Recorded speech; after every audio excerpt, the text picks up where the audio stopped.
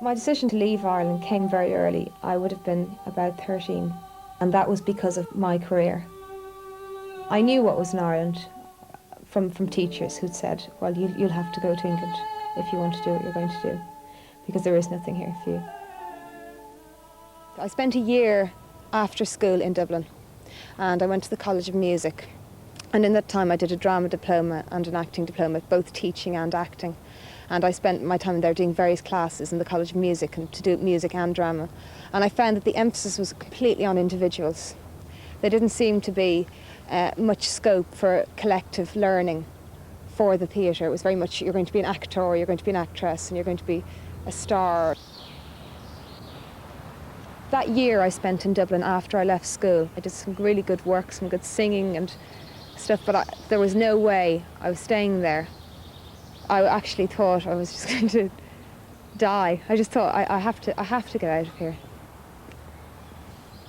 I thought, you know, I want to do something with this theatre business, and I don't want to have to go and do something else, because I do love it, and I do want to give people theatre. And so I struggled, and I found out about this place.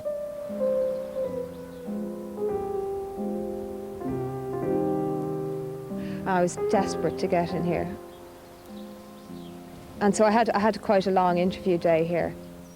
They wanted to know what you thought about the arts and what your vision was. They weren't concerned with so much what you could do, although they had to know you could do a lot.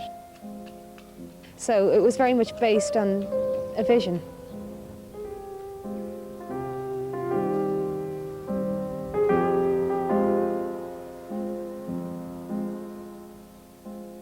Coming from Ireland, I think what Emma's in search for at a place like Darlington is the opportunity to put together very independently a group of ideas as a performer, as a theatre maker, as a woman, that she might not have the opportunity to explore in Ireland, because the training largely in Ireland in theatre is very classical, tends to look only at text.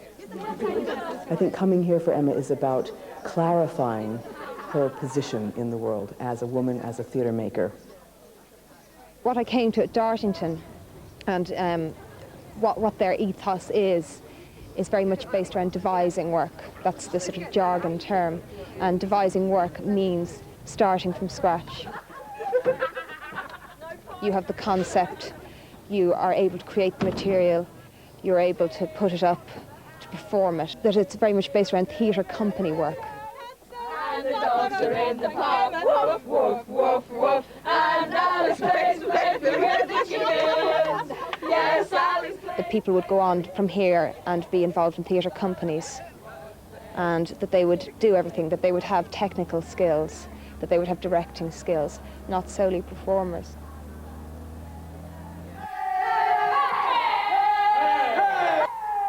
The basis, I think, of all the warm-up theories here is that the body is ready, that you try and shut out a bit everything that's going on in your own life and just relax and become alert for work.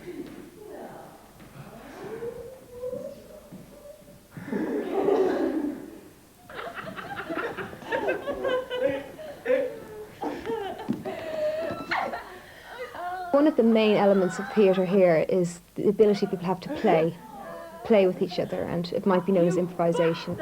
Basically what it is playing, and there's various theories that surround the art of playing, and one of those that it can strip away a lot of what's civilised about people and reveal things about human behaviour that are maybe more pure. And that doesn't have to be, as I say, you're not making, we're not on the stage of the RSC here. We're in a rehearsal room, we're exploring. The piece is called Train, and it's basically about the dispossessed and a metaphorical situation of people being cleaned up from the street, the mentally handicapped in the community, the homeless, anybody who's been disenfranchised really, and put on a train. This is a mobile city that just goes round and round the country using all the disused rail track. Well, at the moment today, we're looking at people and their personal luggage.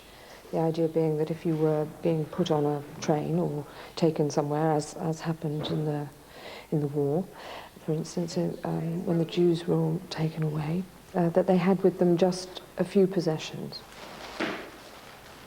And others like me are not included. So some is their research and some is exercises that we're doing here. Can't cope.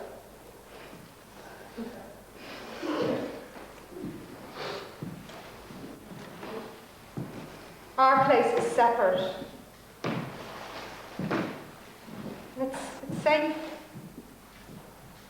It's safe for them. The woman who I was portraying was afraid of the society that had been built around her, but she still had the intelligence to articulate that. And although she was afraid, she was also making a decision to exclude herself. Her focus is very much on theatre. That's what she wants to do. She's hungry to know how to do it, and that hunger isn't there with all students. It's just not. I mean, Emma wants to make theatre, and that's the difference. Emma seems very sort of centred, and to be able to cope with the difficulties of actually living a long way from home.